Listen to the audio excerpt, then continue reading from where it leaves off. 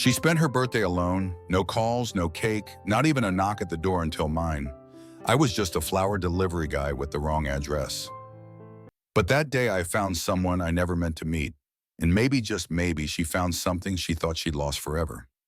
The apartment was quiet, too quiet for a birthday.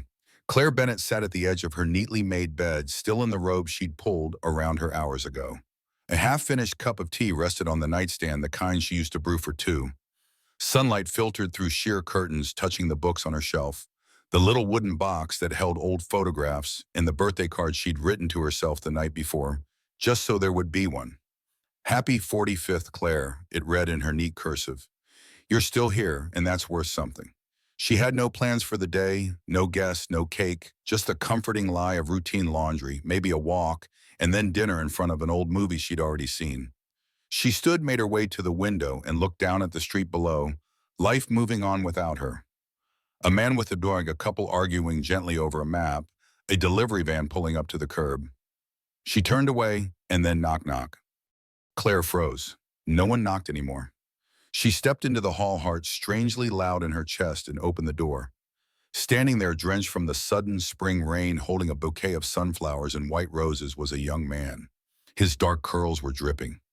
His black t-shirt clung to his chest, and a sheepish expression bloomed across his face as he looked up from his delivery pad. Claire Bennett. She blinked. Yes. Oh, great. He handed her the flowers with a smile. Happy birthday. Claire stared at them, then him, then the card on the bouquet. To Carla Bennett, apartment 3B. She lived in 5B. The smile on his face slowly faded. Oh, he said, dragging a hand through his wet hair. God, I'm sorry. I must have hit the wrong button. Are you not, Carla? No, Claire replied, fighting a small, amused breath. But you're only 2 floors off. His face flushed. Classic me. It's my first week doing deliveries solo. My GPS told me you've arrived, and I just believed it like an idiot. She looked down at the flowers. They're beautiful, she said, even if they're not for me. He hesitated, then said, well, happy birthday anyway. Yours too, right? Claire tilted her head. How'd you guess? You answered the door in a robe. Your eyes looked exactly how my mom looks every year on hers, and there's confetti stuck to your slipper. Claire looked down. There it was, a single scrap from a party popper she'd used alone that morning, the one she told herself was just for fun. She laughed softly, and something inside her, a flicker of something long asleep, stirred. You're observant, she said. Comes with the chum? He shrugged. Flowers details. Moods? He paused. Look, do you want a coffee or something while I regroup? My next delivery isn't for a while, and I already look like a drowned cat. She blinked. Was he serious?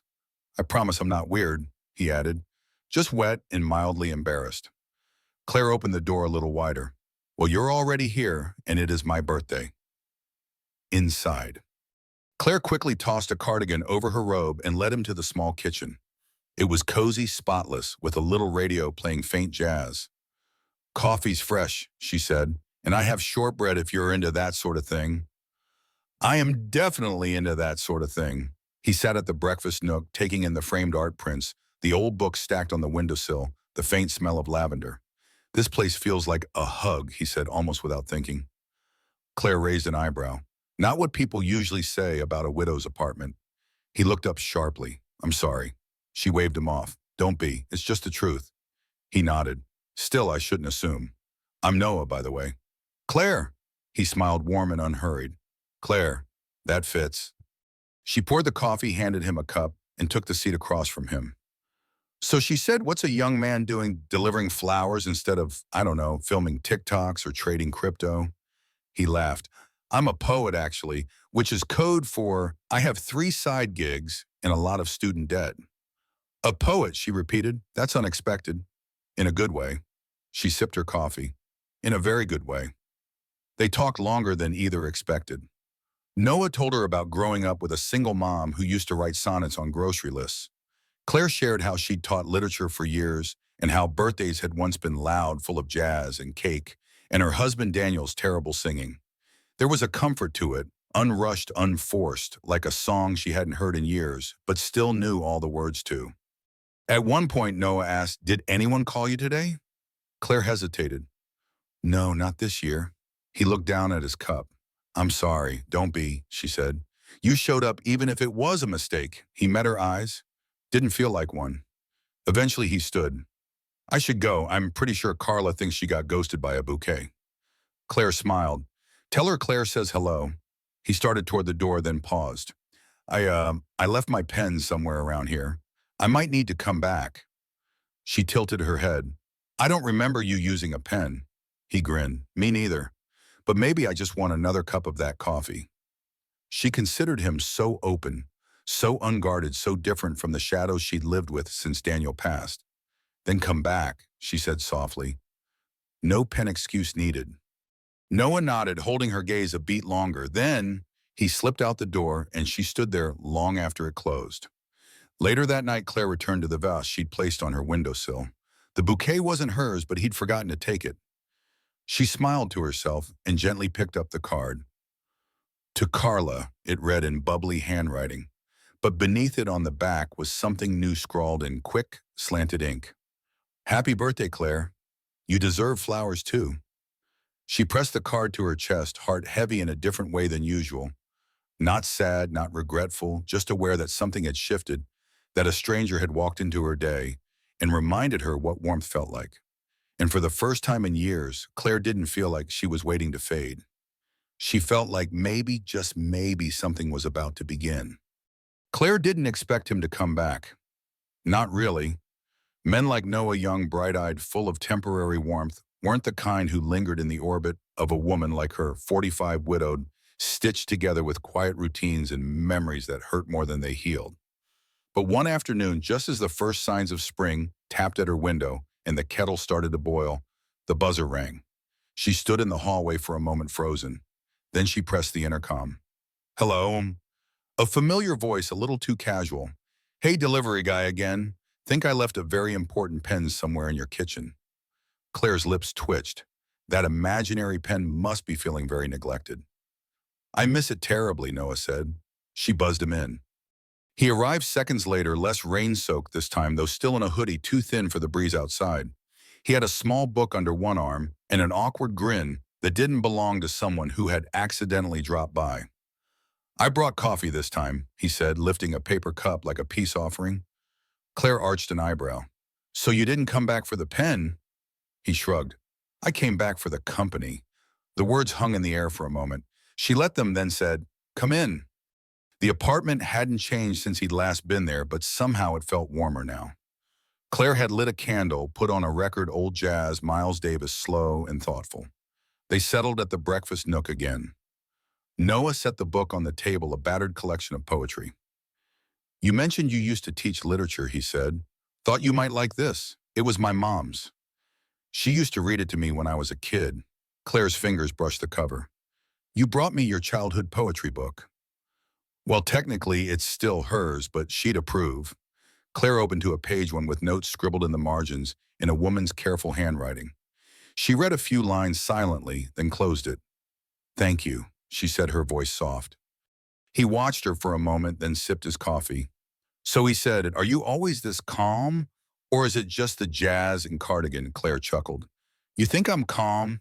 You've got this whole still water thing going on, but I bet there's a storm under there somewhere. Her smile faded just a little. There was. She stared into her cup.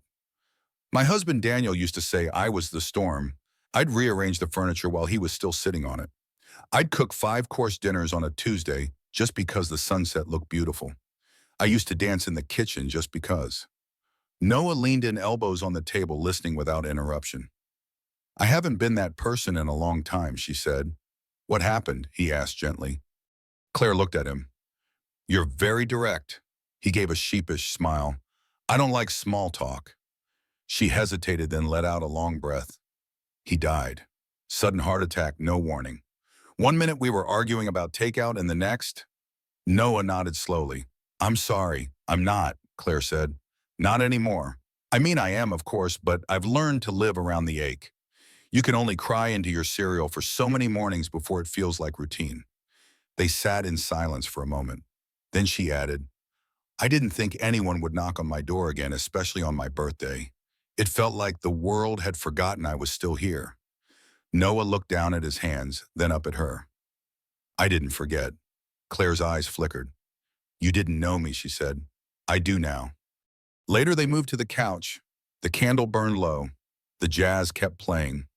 Claire told him about her old classroom, the chalk dust, the smell of old books, the way teenagers lit up when a poem finally clicked. He told her about open mics and heartbreaks and how writing made him feel less invisible. And then somewhere between stories and shared silences came a question neither expected. Why are you really here, Noah? He looked at her and told the truth. Because you look like someone who deserved company, and I wanted to be the one to give it. Claire felt something tighten in her chest, a thread pulling loose. You're too young for me, she said quietly. He smiled. Too young for what? She didn't answer. He didn't press. As Noah left that night, a neighbor 2 doors down opened her door and eyed them. Claire stiffened. The woman gave her a knowing smirk, then disappeared. Claire muttered under her breath. People talk. Noah glanced back unbothered. Let them, she raised an eyebrow. He shrugged. I've been called worse than a guy who brings coffee to a beautiful woman. She opened her mouth half to correct him, half to deflect, but stopped. Instead, she said, next time knock twice. The buzzer's finicky. He grinned. So there's going to be a next time. She didn't answer directly, but she smiled as she shut the door, and when she turned around, the apartment didn't feel so quiet anymore. It started raining again, not the soft, poetic drizzle of spring, but a wild, unexpected downpour that rattled Claire's window panes like a storm demanding to be let in. She stood at her kitchen sink rinsing the last of the dishes and glanced out at the gray streets below. Everything was slick in silver umbrellas, flipping inside-out cars sending ribbons of water over the curb. But she wasn't thinking about the weather. She was thinking about Noah. Since he'd handed her a poetry book and told her without pretense or apology that she deserved company, she'd caught herself waiting not with desperation, but with a kind of quiet curiosity, like listening for a song she wasn't sure she remembered, but hoped she might hear again. When the buzzer rang twice like she'd asked, she didn't even hesitate. Noah stood in the hallway soaked to the bone holding a grocery bag with 2 containers of takeout and a ridiculous red umbrella that had clearly given up halfway through its job. Bad timing, he asked. Claire stepped aside, lips curling. That depends. Is there pad thai in that bag? Extra peanuts, he said, lifting it proudly. And spring rolls. I Googled your neighborhood favorites. You Googled me. I Googled the building. But now that you mention it, she shook her head amused. Come in before you catch pneumonia and blame me in your poetry. They ate on the couch this time, the containers balanced on coasters, the rain tapping out a rhythm on the windows. I almost didn't come, Noah admitted between bites. Claire glanced at him. Why not? Because I'm starting to like this too much. She paused, chopsticks midair. He didn't flinch. You ever meet someone and just feel like they've been a part of your life before you even knew their name? Claire's heart flickered. That sounds like something from one of your poems. It's real, he said. She looked down. You're young, 27, he corrected gently. Even worse, Noah smiled. You keep saying that like I'm made of plastic. I'm 45, Noah. So she hesitated. So we're from different worlds. Are we? He asked softly. Because when I'm here, it feels like the same one, Bun. Claire opened her mouth to speak, but nothing came out. The words were there somewhere tangled in fear and longing, and all the ways she'd taught herself to stay safe. So instead of answering, she changed the subject. Why poetry, she asked, gesturing to the book he'd left with her. Noah leaned back, letting the question settle. My mom wrote poems on everything he said. Napkins, grocery lists. One time I found a haiku inside my lunchbox. Claire smiled. She used to say that poetry is what happens when regular words can't carry the weight anymore. He continued, when feelings are too big for sentences. So I started writing my own, mostly to talk to her after she died. The smile faded from Claire's face. I'm sorry, she said quietly. He nodded. Cancer. Claire reached over without thinking and touched his hand, just a brush, just for a second. But the silence that followed wasn't awkward. It was full. Later, Noah asked, do you ever think you're allowed to fall in love more than once? Claire looked at him startled. He added quickly, I mean in general in life. She stared out the window. Rain streaked the glass like threads of silver. I think she began, then stopped. He waited. I think love changes shape. It doesn't disappear, but it doesn't stay the same either. After Daniel died, I thought my heart had finished its job like it had loved as much as it ever could. And that was it? Curtains closed. She looked at him. But now you're here and I feel, her voice cracked. I don't know what I feel. Noah's gaze was steady. That's okay. You don't have to name it. She laughed through her tears. You really are a poet. Would it be weird if I said I want to write about you? Claire blinked. What? Not about you, he clarified, but inspired by your stillness, your sadness, the way you let the light in, even when you don't realize it. Claire's breath caught in her throat. I don't know what you're doing to me, she whispered. He reached over and gently took her hand again, this time holding it. Maybe I'm just reminding you that you're still alive. The rain didn't stop that night, neither did the conversation. And when Noah finally stood to leave, Claire followed him to the door, her fingers still tingling from his touch. Claire, he said before stepping into the hallway, if you ever want me to stop coming, just say so. She looked at him. Young, yes, but real and gentle and brave, in a way she hadn't seen in anyone for a long, long time. I don't want you to stop, she said. He nodded, smiled, and left without another word. But he didn't need to say anything because that night, as she sat alone on the couch with the remnants of their dinner and the soft echo of their laughter, Claire knew something had changed. She wasn't just waiting for life to happen anymore. It had already started again, and this time it had knocked on her door by mistake. Claire didn't open the door right away the next time Noah buzzed. One afternoon just before sunset, she froze in her hallway, heart pounding. He knocked once, then twice. But this time she didn't answer. She stood there, barefoot on cold tile, staring at the wood like it was a decision she didn't know how to make, and eventually he left. She watched him go from the upstairs window, his figure getting smaller as he walked away without turning back. It wasn't that she didn't want to see him. It was that she did too much. Since the night of the storm, since the way he'd held her hand and made her feel seen in a way she hadn't in years, Claire had been floating untethered, like some old part of her was waking up and stretching its arms after too long in the dark. But she also knew what happened to people who let hope get too close. It hurt when it left, and eventually it always did. The apartment felt colder that night. Her books stayed closed. The record player sat silent. She made tea but didn't drink it. The silence wasn't peaceful anymore. It was punishment. Later, she found a note slipped under her door. I get it. You're scared. I'd be lying if I said I wasn't too. But for what it's worth, I haven't felt this pulled to someone in a long time. Maybe ever. N. Claire held it in her hands for a long time. She almost ripped it in half, almost threw it away, but she didn't. Instead, she folded it carefully and placed it between the pages of the poetry book he'd given her, page 47. The one where the line read, "And still I chose to stay even when I feared the fire might consume me." One day she went out not far, just to the corner bookstore where no one knew her name. She walked the aisles like someone looking for shelter, more than stories. And then without meaning to, she turned into the poetry section. There it was again, that tug, that invisible thread. She sat on a bench in the back and let the poems wash over her. One of them made her cry quietly in public. It wasn't dramatic, it was just real. That night, Claire sat in bed with her phone in hand, thumb hovering over Noah's name. She didn't call, but she didn't delete him either. The next morning, the doorbell rang. No buzzer, no text, just a knock twice. She opened it without thinking. There he was, hair windblown, coffee in one hand, a paper bag in the other. I figured if I was going to be ghosted, I might as well deliver breakfast first. Claire stared at him. You're relentless. I'm patient, he corrected, and slightly addicted to your company. She stepped aside. Come in. They ate on the floor just like that first day, except this time the air between them was thicker and heavier, like something unspoken had taken a seat at the table too. I got scared, she said suddenly.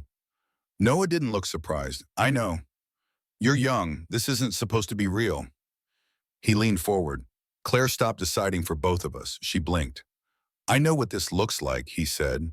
Believe me, I've heard the voices in my head, the ones that say you're too old for me, or I'm too inexperienced for you, or that this whole thing is some fantasy we both stepped into by mistake. He took a breath. But I keep showing up because the way I feel when I'm with you, it's not a mistake. And it's not some fling I'll forget next month. Claire's the throat tightened. You don't know what it's like to lose someone. No, I don't, he said. But I know what it's like to be lost until someone opens the door. His voice softened. You make me want to stay. Claire looked at him, really looked, and then she whispered, I don't want to lose you too. Noah reached for her hand, then don't. Later they sat in the armchair by the window, her legs draped over his lap, a blanket over them both. He read to her from the book she'd hidden his note in. She didn't mention that she'd kept it. He didn't ask. The world outside was still uncertain, but inside this little apartment, time slowed down and Claire let herself lean her head against his shoulder. For once, she didn't think about how it would end. She just let herself feel it. The morning started with tulips, not roses, not lilies. Tulips, bright, blushing pink, the exact kind Claire used to plant with Daniel in the spring. They stood in a glass jar on her kitchen table, and next to them, a note. Happy birthday again. I remembered this time. N. Claire smiled. This time the smile didn't ache. It didn't carry guilt or hesitation. It simply was.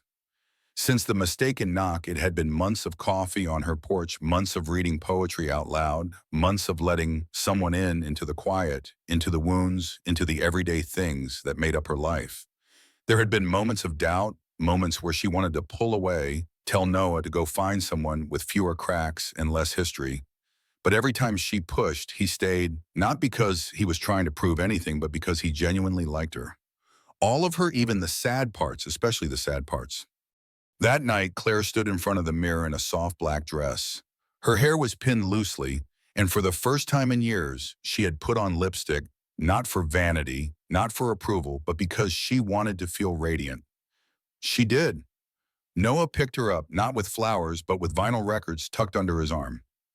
Jazz night, he said, at your place. She blinked. What happened to dinner reservations canceled? I figured if I was lucky enough to have you, I didn't want to share. She laughed. You're ridiculous. Ridiculously in love with you, he said, matter of fact. She froze, her lips parted slightly. He didn't panic, didn't try to take it back. He just stood there, honest and open. Claire reached out and gently touched the collar of his shirt. Say it again. He leaned closer. I'm in love with you. This time she kissed him first. They danced in the living room, no shoes, no audience, just two people swaying to Coltrane in the warm amber light of her favorite floor lamp. It wasn't perfect. Noah stepped on her toe. She snorted mid-kiss. The record skipped once, twice, but it felt like magic, not the kind with fireworks and crescendos, but the kind where your whole world softens because someone else is holding the sharp edges with you. Later, as they sat curled up on the couch, Clara asked the question she'd been quietly circling for weeks. Do you ever think we'll fall apart? Noah looked at her. Maybe. Maybe not. She raised an eyebrow. I can't promise we'll be easy, he said, but I can promise I'll never walk away just because it gets hard. He took her hand. I want to be in this with you. Not in theory, not in secret in life, the kind where we argue about what to cook and who used the last of the toothpaste. Claire blinked back emotion. I used it this morning, she confessed. I know, he grinned. I brushed with baking soda. She laughed, nose crinkling, and he kissed her like it was the last chapter of something that had taken years to write. One day, Claire did something she hadn't done in a long, long time. She invited her sister over. She introduced Noah not as a friend, not as a photographer she'd met, but as someone she loved. It wasn't easy. There were looks, questions, long pauses. But Claire stood tall because for the first time since Daniel's death, she wasn't trying to live in his shadow. She was choosing herself.